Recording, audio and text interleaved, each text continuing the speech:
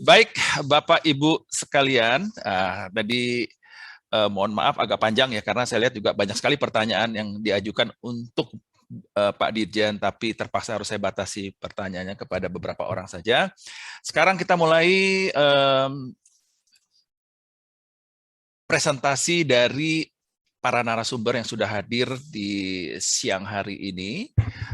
Nanti ada 4 presentasi dari Pak Beni Lubiantara, Pak Andi Bakhtiar, Pak Oki Muraza, dan dari Petrokimia Gresik dengan Pak Ketut. Yang pertama adalah Pak Beni Lubiantara. Ya, jadi untuk para narasumber, untuk para peserta, silakan menyimak presentasi dari narasumber. Jika ada yang ingin bertanya nanti, silakan kalau yang sudah kenal saya boleh ke WA saya sendiri langsung atau direct message di Zoom. Ini akan saya coba hybrid, jadi tidak semuanya nanti saya bacakan, tapi juga akan saya panggil seperti tadi untuk bertanya langsung kepada para narasumber ya. Jadi nanti setiap sesi ada 3 atau 4 penanya. Untuk narasumber waktunya masing-masing 25 menit. Mudah-mudahan dalam waktu 25 menit ini bisa disampaikan terdeliver semua yang ada di slide Bapak sekalian. Baik, Pak Beni Lubiantara, saya perkenalkan dulu beliau. Oh, ini sudah ada ya slide-nya. Pak Beni ini S1 di ITB dan di Teknik Perminyakan ITB, kemudian mengambil sarjana ekonominya di Universitas Indonesia dan terakhir mengambil MM dalam Magister Manajemen di UI tahun 1995 sampai 1997. Beliau adalah saat ini sebagai Deputi Perencanaan SKK Migas. Sebelumnya adalah VP Perencanaan SKK Migas. Nah, ini salah satu kenapa kita juga tanggal 14 Agustus, karena memang menunggu Pak Beni dilantik dulu sebagai Deputi Perencanaan. Karena kalau tidak mengundang Pak Beni pada saat itu, siapa yang mau mengawal di SKK Migas? Karena dinas IOR Pak Beni ya sudah nggak ada nih, jadi kita berharap semua Pak Beni bisa mensupport IOR ini. Nah, yang paling menarik adalah Pak Beni itu juga cukup lama di WINA Australia sebagai Petroleum Fiscal Policy Analyst di OPEC WINA. Itu cukup lama nih, tahun 2006 sampai Februari 2013 ya. Dan beliau memang sangat paham sekali mengenai keekonomian migas. Itu ada bukunya, ada 3 buku sampai 4 buku yang ditulis oleh beliau. Banyak sekali juga di YouTube juga ada, itu di channel YouTube mengenai petroleum economics ya, yang selalu di-share oleh Pak Beni. Saya juga termasuk salah satu pengikut beliau ya, mengikuti terus sharing knowledge dari beliau. Baik Pak Beni, luar biasa waktunya sudah disempatkan untuk pagi hari ini. Mudah-mudahan apa yang disampaikan Pak Beni ini akan memberikan pencerahan bagi kita semua. Pesertanya sekitar ada 245-an di Zoom dan mungkin di YouTube. Saya nggak tahu, belum buka YouTube-nya. Silakan Pak Beni, 25 menit ke depan waktu Bapak. Terima kasih Pak Heri, suara saya dan screen kelihatan ya Pak ya? Siap, kedengaran baik, cerah. Baik. Terima kasih Pak Moderator, Pak Heri. Saya kalau Pak Heri ngundang itu saya dari dulu nggak berani nolak Pak. Jadi anytime Pak Heri ngundang saya langsung harus bilang iya dulu gitu. Amin ya. Untuk KMI terima kasih Pak. Terima kasih juga tadi Pak Profesor, Pak senior kita Pak Haji yang telah memberikan keynote speech yang sangat komprehensif. Juga yang saya hormati para narsum ya, para narasumber lain, dalam hal ini Pak Andi nanti sahabat saya, kemudian Mas Oki, Pak Ketut, dan tadi Bu Dwi juga tadi sudah memberikan sambutannya. Oke, karena saya yakin tidak semua, tadi ini cukup banyak partisipannya, dan saya yakin tidak semua tentunya yang hari-harinya berurusan dengan langsung dengan EOR gitu ya. Nah mungkin saya kalau boleh saya izinkan di beberapa slide pengantar saya ini, saya akan overview secara umum ya, supaya kita punya perspektif yang sama, supaya terminologinya juga sama gitu ya, supaya ekspektasinya juga nanti sama gitu ya. Silakan. Kira-kira apa harapan dan mengenai bagaimana kira-kira EOR ini kontribusi ke depannya seperti apa. Baik, saya masuk ke slide yang ini, yang saya kira ini bagian dari slide pengantar yang sama-sama kita tahu ada 3 tahapan di dalam produksi minyak itu ya. Ada primary, ada secondary, ada EOR. Nah, di sini primary kan pada dasarnya yang dia bersifat alamiah ya, natural flow, nanti bisa mengalir secara alamiah maupun tentu dibantu dengan artificial lift. Bisa pompa, bisa juga dengan gas lift. Kemudian ada secondary gitu ya, yang kuning itu ada tambahan kalau kita melakukan secondary recovery, yang umumnya biasanya dalam bentuk water flood dan pressure maintenance. Kemudian ada lagi setelah itu, walaupun ini sekuennya nggak harus seperti ini, tapi ini tipikal yang di gambaran ini supaya sederhana. Kemudian ada juga yang EOR. EOR ini kan ada bermacam-macam. Ada thermal, ada gas, ada chemical. Kalau kita lihat definisi daripada SPI di bawah. Nanti slide-nya Pak Heri tentunya bisa di-share ya ke partisipan. Karena mungkin nggak semua saya baca nanti di slide, tapi slide tentu bisa dibagikan. Nah, ini yang penting. Kenapa penting ini? Karena nanti di long term plan SKK Migas, di salah satu kategori itu kita ada EOR dan water flood. Nah, jadi 2 antara yang kuning dan ini kita gabung di dalam long term plan menuju 1 juta barel dari SKK Migas itu. Maka di sini ada 2 kontribusi, yaitu dari yang kuning, secondary recovery berupa water flood, dan dari EOR. Nah, EOR nanti yang akan kita bahas lebih banyak pada diskusi pagi ini. Oke, baik. Nah, ini juga masih terminologi secara umum, mengenai karena nanti kita lebih banyak bicara dari EOR-nya chemical EOR gitu ya. Nah, di sini juga kan ada 2 hal yang kita sebut well stimulation, yang basically ini dilakukan kegiatan sumuran dalam rangka menaikkan produksi. Jadi kita menginjek ke chemical basically ya, chemical kita injek, tapi dari sumur itu sendiri, yang tujuannya pada dasarnya kan untuk membypass lah ya kalau ada kerusakan di sekitar sumur. Ada near bore damage gitu ya, well bore damage lah di sekitar itu, kemudian kita injeksikan chemical dari sumur tersebut ya, kemudian nanti kita produksikan lagi. Jadi di situ juga bisa pakai surfaktan dan bisa berbagai macam chemical gitu ya dari sumur itu sendiri. Dan well stimulasi ini tentu kegiatan rutin ini di K3S itu merupakan kegiatan rutin aja bersifat sumuran.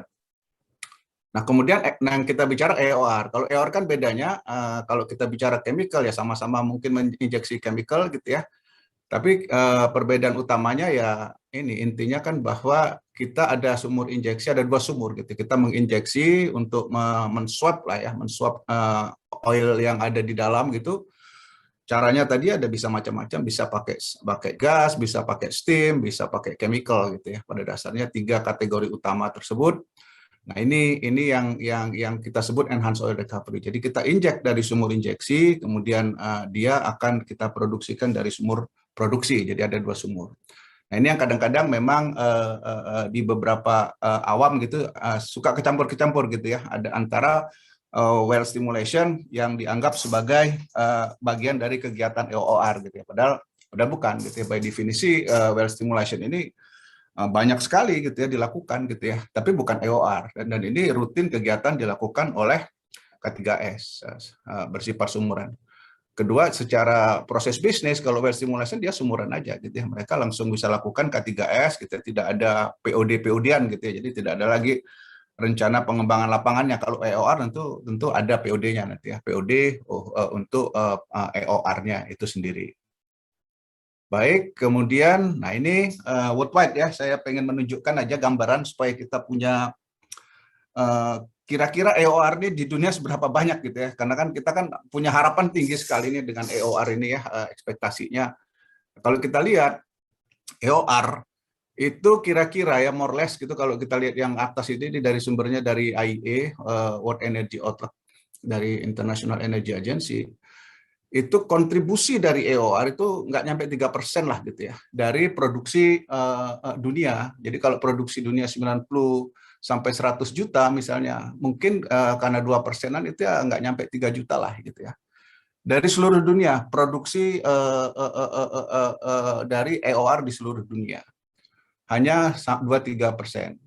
Nah, kalau kita lihat Indonesia, kita kan punya tadi disampaikan oleh Pak Dirjen, kita punya duri steam plant.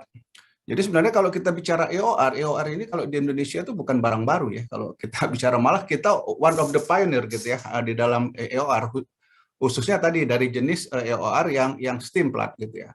Kita mungkin di duri itu menjadi contoh gitu ya, bagaimana penerapan steam plant yang efektif. Jadi contoh bagi negara-negara lain yang menggunakan steam plant. Jadi itu sudah lama sekali. Dan kalau kita lihat, kalau di dunia ini rata-rata less than 3% gitu ya kontribusi EOR. Nah, kalau kita lihat di Indonesia, kalau produk katakanlah berapa? 60 mungkin 60.000 mungkin sekarang kalau antara 60 sampai 65.000 misalnya dari duri gitu ya. Kemudian produksi kita sekarang mungkin 685, 690 ya sekitar itulah ya. Jatuhnya kan 98 sampai 10%, which is jauh di atas rata-rata EOR yang ada di dunia sebenarnya gitu ya. EOR yang ada di Indonesia saat ini ya itu tadi karena dari duri steam plant yang cukup lumayan besarnya gitu ya. Itu yang pertama yang ingin saya sampaikan. Sebenarnya kita cukup oke lah gitu ya kalau dari lihat kontribusi EOR terhadap total produksi. Kemudian yang kedua jenis. Nah, ini jenis juga penting gitu ya. Kalau kita lihat yang jenis-jenis EOR itu yang kalau atas ini memang gambarnya apa namanya warnanya kebalik-balik. Jadi kalau yang di atas itu yang kuning kan chemical gitu ya. Tapi yang itu kita bicara produksi. Jadi chemical relatif kecil sebenarnya kontribusi dari chemical kalau yang gambar atas gitu ya. Dibanding memang yang agak besar itu kan apa namanya yang dari CO2 EOR. Yang atas itu kita bicara produksinya. Kemudian kalau kita bicara jumlah proyeknya gitu ya, jumlah proyek yang ada kalau kita bagi dari 4 kategori EOR ini, nah maka yang kalau lihat bawah ini yang kuning itu CO2 gitu ya. CO2 EOR itu paling banyak gitu ya. Ya mungkin wajar juga ya karena ada aspek di dunia ini lebih menarik untuk melakukan CO2 EOR dalam konteks tadi, dalam konteks CCUS, dalam konteks mengurangi emisi karbon dan lain-lain, maka nggak heran kalau kita lihat dari kategori EOR CO2 memang jatuh proyeknya jauh lebih banyak yang kuning gitu ya. Dan kalau kita lihat chemical itu kan relatif kecil gitu ya. Chemical EOR itu kalau kita lihat secara proyek, jumlah proyek itu kayaknya jauh dibanding dengan CO2 proyek di dunia. Mungkin itu yang ingin saya sampaikan, saya lanjut. Nah ini slide potensi EOR di Indonesia. Nah ini kalau teman-teman sering mengikuti FGD, EOR, seminar EOR, apalagi ya, diskusi EOR, mungkin sudah sering sekali lihat slide ini gitu ya. Saya ingat kalau sahabat saya Pak Joksis itu beliau bilang ya FGD terus nih gitu ya, EOR. Saya pikir benar juga itu, karena kita kayaknya kebanyakan FGD juga nih EOR. Jadi kadang-kadang slide-nya bosen juga kalau yang udah sering lihat slide-nya ini aja, mungkin angka aja lah berubah-ubah dikit, walaupun nggak banyak-banyak amat berubahnya. Ya saya pikir itu masukan yang bagus itu, mungkin kita lebih banyak fokus ke saat ini ya, ke depan gitu lebih banyak fokus ke implementasinya Pak, bagaimana mempercepat tadi poin dari Pak Dirjen EOR ini gitu ya. Kalaupun ada FGD tentu lebih ke arah progres sejauh ini apa gitu ya, supaya dalam rangka mempercepat tentunya ya, bukan sekedar FGD Pak Heri ya. Nah di sini kalau kita lihat potensi ya lumayan, potensi EOR itu 3 miliar, which is itu besar 3 miliar itu ya. Kalau dibanding remaining aja, kalau kita lihat gambar ini remaining reserve itu cuma 2,5. Tapi ya itu tadi potensi ya, tanpa ada eksekusi, tanpa ada tindak lanjut, tentu ini akan hanya berupa opportunity gitu ya, tidak akan terproduksikan. Nah itu challenge kita semua ya di EOR ini, gimana membuat opportunity 3 miliar itu jadi beneran terproduksi. Kalau opportunity kan dia tetap di bawah sana. Oke, saya mulai masuk ke topik lah ya, karena kita bicara di sini surfaktan dan tadi EOR banyak jenisnya, maka saya di sini hanya fokus ke chemicalnya, ibu-ibu, bapak-bapak, ke chemical EOR, karena kita juga dari screening potensi-potensi memang cukup banyak chemical EOR yang akan dilakukan ke depan. Nanti ada listnya. Nah, di sini yang penting ini mungkin nanti Pak Oki yang pakarnya yang mungkin bisa lebih banyak ngomongin tentang kimia, karena saya bukan expertnya di kimia, jadi saya nggak bicara terlalu banyak. Cuman intinya begini, bahwa inti daripada chemical EOR itu kita butuh chemical gitu yang memenuhi requirement, minimum requirement yang harus dipenuhi, ada tes-tes yang harus dipenuhi, which is kira-kira inilah. Kita perlu ada uji-uji tertentu, compatibility, core flood, rheology, dan IFT itu juga penting, thermal stability, dan lain-lain lah, uji filtrasi dan lain-lain. Nah, ini yang penting dalam upaya kita mencari chemical yang pas gitu ya. Chemical yang pas itu ada kriteria-kriteria yang harus dipenuhi supaya nanti recovery yang kita harapkan itu sesuai gitu ya. Kalau nggak memenuhi ya nanti sayang gitu ya, kita menginjek sesuatu kalau tidak bagus nanti kinerjanya ya tentu recovery factor yang diharapkan itu tidak terjadi, nanti tentu proyek menjadi tidak ekonomis. Baik, saya masuk ke slide berikutnya. Nah, ini saya masuk ke long term plan. Long term plan ini apa namanya? Road to 1 million. Ini sudah dicanangkan SK Migas, ibu-ibu bapak mungkin sudah pernah dengar gitu ya, 1 juta di tahun 2030. Bagaimana mencapainya? Mencapainya tentu dari berbagai, ada 4 pada dasarnya, ada 4 strategi yang kita gunakan. Ya, strategi pertama itu dari existing yang hijau gitu ya, dari existing aset yang saat ini sudah berproduksi. Kita punya, kalau bahasa awamnya kita punya layer atau kue lapis, kalau kita bahasa gampangnya ada 4 kue lapis lah itu ya, lapis-lapisnya. Kue lapis yang pertama itu existing, which is dari yang sudah berproduksi saat ini.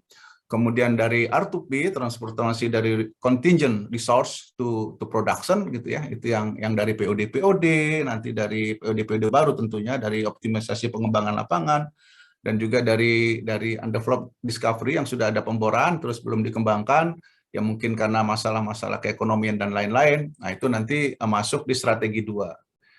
Nah, kita sekarang ini berada di strategi 3, EOR itu ada di strategi ketiga. Gitu. Strategi ketiga itu akan berkontribusi tentunya juga dalam rangka mencapai 1 juta, which is signifikan juga. Cuman seperti saya sebutkan tadi di pendahuluan, bahwa strategi 3 itu nanti, oke, saya masuk ke slide berikutnya aja. Nanti untuk yang kuning saya lebih elaborate. Yang keempat eksplorasi, yang kalau bisa Ibu Bapak lihat itu ya strategi keempat eksplorasi yang warna abu-abu di atas gitu ya. Jadi overall kita dapatnya di 2030 outlook-nya gitu ya, 1 juta barrel per day. Oke, baik. Nah, sekarang kita coba zoom gitu ya, ininya gambarnya. Nah, tadi kita bicara hanya fokus di yang orange, strategi ketiga, karena kita bicara EOR. Nah, tadi saya sebut bahwa di kue lapis orange ini ada 2 memang, ada water flood dan EOR kontribusinya.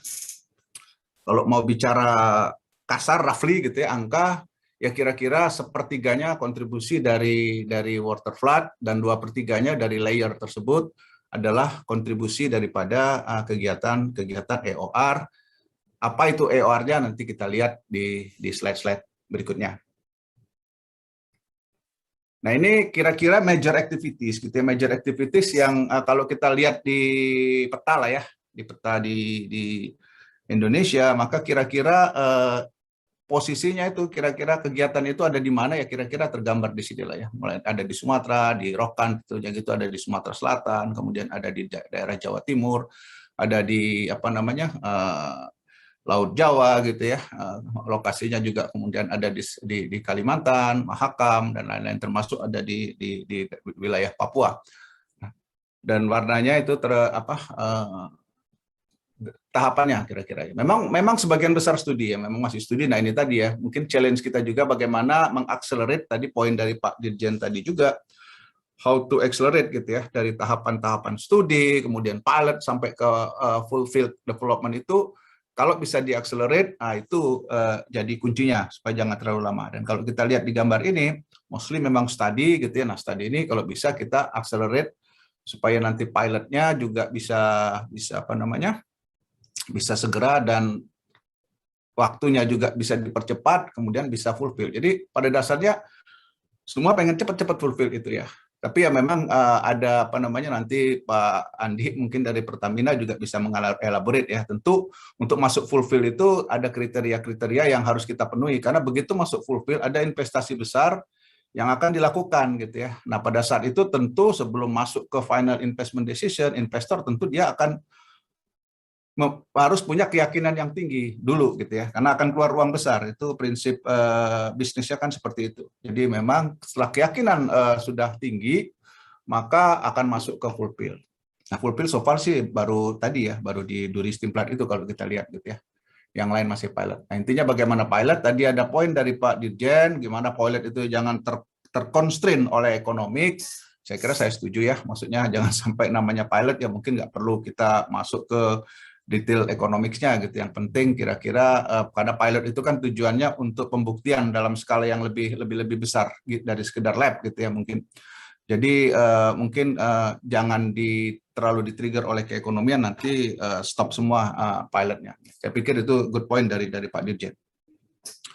Baik, kemudian, nah ini listnya ya. Kalau kita list project, more or less hampir samalah dengan yang tadi disampaikan oleh Pak Dirjen. Mungkin di sini bisa lebih banyak gitu ya. Mungkin tadi ada yang belum nggak tercapture di slide-nya Pak Dirjen, tapi ada di slide SKK Migas di sini. Jadi ada beberapa kalau kita lihat gitu ya, ada mostly chemical kalau Ibu Bapak lihat di table ini gitu ya, ini ada strukturnya di mana, kemudian KKKS-nya kita lihat banyak di PHR memang beberapa gitu ya, di Rokan, ada juga tentu di Siak. Tadi Pak Eko Agus Amperanto tadi juga ada di PHM, di Handil gitu ya. Ini sudah masuk identifikasi dan diskusi dengan kita. Nah, chemical banyak sekali ya kalau kita lihat chemical. Nah, tentu kenapa chemical, kenapa CO2, kenapa steam, nah, ini tentu setelah melalui tahapan EOR screening gitu ya. Tentu nggak semua bisa CO2 gitu. Kenapa nggak CO2 semua aja gitu ya? Kalau misalnya tadi, kalau di luar negeri tadi kan trennya CO2 karena tadi bagus untuk apa namanya dalam konteks green gitu ya. Apalagi ke depan gitu banyak perusahaan minyak larinya ke net zero, mungkin CO2 EOR ini jadi pilihan. Ya, tapi itu tadi pada saat screening itu ada kriteria-kriteria yang mana yang cocok dengan CO2, yang mana cocok dengan chemical, dan yang mana yang cocok dengan steam. Ada apa namanya guideline lah ya untuk EOR screening yang harus dipenuhi sehingga at the end kita masuk ke table ini gitu. Jadi nggak ujuk-ujuk kenapa chemical, kenapa nggak CO2-nya lebih banyak. Jadi ada pertimbangan-pertimbangan reservoir dan juga ada pertimbangan-pertimbangan keekonomian nantinya ya, seperti sumbernya. Kalau CO2 tentu perlu sumber juga gitu yang banyak dan lain-lain. Nah, ini kira-kira gambaran ke depan gitu lapangan-lapangan dan K3S-nya dan di wilayah kerja mana kegiatan EOR akan dilakukan. Chemical banyak. Nah, nanti ini tentu tadi Pak Moderator, Pak Heri, dan teman-teman juga dari institusi dan dari provider mungkin bisa bahu-membahu mensupport ini ya, mensupport proyek-proyek ini. Nah, ini kira-kira apa namanya challenge gitu ya. Challenge ya udah pasti ada lah challenge gitu. Dari technical aspek ya mature field ya, salah satu pertimbangan yang penting ketika kita bicara EOR itu ya remaining reserve-nya berapa gitu ya. Harus agak besar, kalau kecil ya nggak terlalu ekonomis nanti. Jadi screening pertama tentu remaining reserve dari struktur atau lapangan yang mau di EOR-kan itu tentu harus cukup besar gitu ya. Sehingga kita bisa apa namanya produksikan secara ekonomis. Tapi kalau secara agregat tadi yang di slide yang saya tunjukkan di awal tadi, kalau agregat sih cukup besar gitu ya. Tapi itu kan tentu tersebar di berbagai struktur yang 3 miliar barrel tadi gitu. Nah, ini technical aspeknya seperti ini ya, intinya ada juga reservoir karakteristik mungkin beda gitu ya. Kenapa sukses di apa namanya di Timur Tengah, di Cina, tadi Pak Dirjen juga sudah sebut kenapa di Cina lebih sukses. Nah, itu kadang-kadang ada isu juga reservoir karakteristiknya yang mungkin nanti Pak Andi atau Pak Oki bisa bahas gitu ya secara chemical gitu isunya. Kemudian itu yang dari sisi technical aspek kan, tentu kalau kita bicara chemical tentu perlu support dari para chemical product karena nanti memerlukan volume yang cukup signifikan itu ya, chemical EOR ini ya tentu harus ada dukungan dari produsen lokal gitu ya, supaya bisa diproduksi cukup masif sehingga ekonomis gitu ya, project daripada chemical EOR-nya. Kalau non technical ya pasti ya itu pertama ya tentu oil price gitu ya. Ya sekarang trennya cukup bagus per hari ini oil price-nya gitu ya. Tapi kalau oil price agak rendah seperti kemarin gitu ketika di awal Covid yang drop itu memang itu mendiscourage gitu ya. Kalau harga sampai 40 itu agak mendiscourage kegiatan EOR. EOR tentu perlu harga yang cukup sustain, mungkin di atas 50, di atas 60 akan lebih bagus ya, 70 lebih bagus lagi untuk meleverage gitu ya keekonomian daripada EOR ini, karena gimana pun buat company mereka harus berkompetisi itu untuk menggolkan suatu project di perusahaan itu. Kalau IRR-nya atau internal rate of return-nya kecil, agak sulit bersaing nanti EOR itu dibanding dengan project-project lain. Lack of EOR expert ini, saya pikir ini tentu makin banyak lah ya belakangan ini. Saya pikir dengan adanya teman-teman yang berpengalaman dari Chevron, kemudian dari universitas, saya tahu banyak teman-teman yang mendalami EOR ini, ada banyak dokter-dokter kita, ada banyak ahli-ahli kita, ya mungkin nanti bisa berkolaborasi, walaupun mungkin dalam beberapa dari sisi on-hand experience, mungkin kita masih perlu advisor lah ya, beberapa mungkin dari luar gitu sebagai advisor, ya tentu tidak dalam jangka waktu yang lama, mungkin untuk membantu kita dalam mendesain tahap-tahap awal berdasarkan pengalaman-pengalaman daripada advisor dari luar gitu ya. Tapi di dalam juga gimana pun kan kita sudah cukup banyak. Saya kira itu ya aspek teknikal dan non teknikalnya.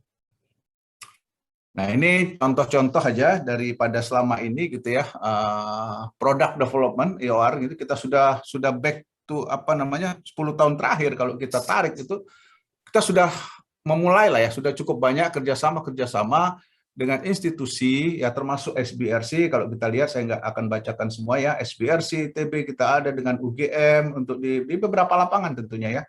Kemudian ada lagi dengan Ogrindo ITB untuk lapangan Tempino Kendari Asam. SBRC cukup banyak kalau kita lihat di sini gitu ya, kerjasamanya, dan termasuk yang tahun 2016 untuk surfaktan di Rantau dengan Alliance, juga Lemigas.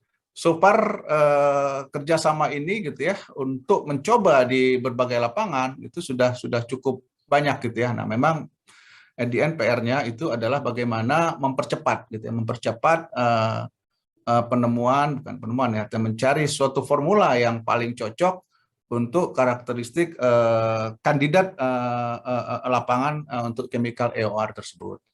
Kira-kira itu, ini poinnya ya itu tadi, cukup banyak kita selama ini sudah melakukan, ini sekedar untuk informasi aja bagi bapak-bapak dan ibu-ibu. Baik, Pak Heri, ini slide saya yang terakhir. Nanti mungkin mudah-mudahan saya pengen dapat masukan ya, pertanyaan ya, tentu boleh, tapi masukan. Tapi ini poin saya yang terakhir, which is ini saya kira ini penting gitu ya. Ini bahwa komitmen, kita punya komitmen untuk karena tadi kalau kita lihat di tabel yang kiri itu list project chemical EOR, which is cukup banyak gitu ya, rencana ke depan untuk menggunakan chemical EOR gitu. Dan tentu kita pengen nasional capacity tentu terlibat lah ya, memperoleh manfaat dari kegiatan ini, itu harapan kita tentunya. Tapi di satu sisi kita juga pengen ada waktu gitu ya. Waktu ini sangat penting untuk EOR gitu, karena kalau waktunya molor gitu ya, kalau kegiatan-kegiatan dalam proses mencari formulasi yang tepat, yang sesuai dengan suatu karakteristik lapangan, itu kalau terlalu lama juga akan berdampak terhadap keekonomian gitu ya, dan akan challenging untuk proyek tersebut nanti bisa dikerjakan, karena kembali seperti saya sebut di awal, karena di dalam suatu perusahaan dia akan bersaing dengan proyek-proyek lain gitu ya. Kalau makin mundur suatu proyek itu makin tergerus IRR-nya, makin tidak menarik untuk dikerjakan. Nah, ini yang tantangan menurut saya untuk ke depan ini, bahwa perlu kita tentu harus mendukung kapasitas nasional dalam hal ini, Ya mungkin untuk mempercepat itu mungkin salah satu idenya adalah berkolaborasi mungkin gitu ya dengan apa namanya institusi luar negeri atau perusahaan luar negeri yang punya keahlian gimana caranya berkolaborasi untuk mempercepat gitu ya, untuk mempercepat mendapatkan formulasi yang paling pas. Karena lama kita kehilangan kesempatan nanti kalau terlalu lama. Jadi waktu is important gitu Pak untuk mempercepat formulasi ini. Kedua ya tadi price, kalau price kan itu di luar kewenangan istilahnya, di luar kapasitas kita untuk mengatur bagaimana oil price itu ya ditentukan supply demand global, which is kita nggak ada yang tahu juga berapa ke depan. Tapi ya mudah-mudahan masih cukup bisa survive kalau oil price-nya mungkin di atas 50-60 gitu ya, roughly. Nah tentu juga fiskal juga dari pemerintah harus ada dukungan juga supaya apa namanya hitungan-hitungan kasar kita gitu ya, ini memerlukan bantuan insentif gitu ya untuk kegiatan-kegiatan EOR ini di luar dari term and condition existing yang saat ini ada untuk kegiatan EOR. Rasanya masih kurang gitu ya. Jadi perhitungan awal kita rasanya masih kurang, jadi mungkin diperlukan insentif-insentif tambahan, apakah itu dalam bentuk split dan lain-lain yang nanti bisa kita sama-sama kita hitung gitu ya untuk persisnya kebutuhan insentifnya seperti apa. Dan yang terakhir tentu cost Pak. Tadi disampaikan juga oleh Pak Dirjen, cost ini akan berdampak juga signifikan untuk chemical EOR. Jadi kalau misalnya nanti cost-nya cukup kompetitif gitu ya dari sisi biaya, nah itu kalau kompetitif itu baru bisa dicapai tentu kalau dia economic of scale-nya masuk gitu ya. Dan kinerjanya masuk, nah itu yang kombinasi itu yang menurut saya akan ideal dan akan mempercepat kegiatan EOR di Indonesia gitu Pak. Kira-kira itu Pak Heri message yang bisa saya sampaikan. Lebih kurangnya mohon maaf. Nanti monggo aja kalau ada diskusi. Ya. Terima kasih Pak Heri. Assalamualaikum warahmatullahi wabarakatuh. Waalaikumsalam warahmatullahi wabarakatuh. Terima kasih Pak. Halo, Pak Beni, terima kasih. Ya tadi Pak Beni udah sampaikan yang terakhir tadi adalah waktu ya Pak ya. Terus kalau untuk mempercepat adanya EOR ini juga bisa saja dengan kolaborasi dengan institusi luar, itu tidak salah juga untuk mempercepat. Dan juga tentunya yang dipentingkan lagi adalah insentif dari pemerintah berupa fiskal ataupun split dan sebagainya. Baik, itu nanti bisa kita diskusikan pada sesi tanya jawab yang berikutnya. Terima kasih Pak Beni, cuma lewat 2 menit aja kok. Luar biasa, on time. Suara saya kedengaran ya, panitia ya? Jelas. Oke. Baik. Ini akan saling berhubungan antara presentasinya Pak Beni Lubiantara dengan presenter dengan narasumber kita yang kedua. Ini akan saling mengisi gitu ya. Kalau tadi mungkin skalanya lebih global, kita akan lebih masuk lagi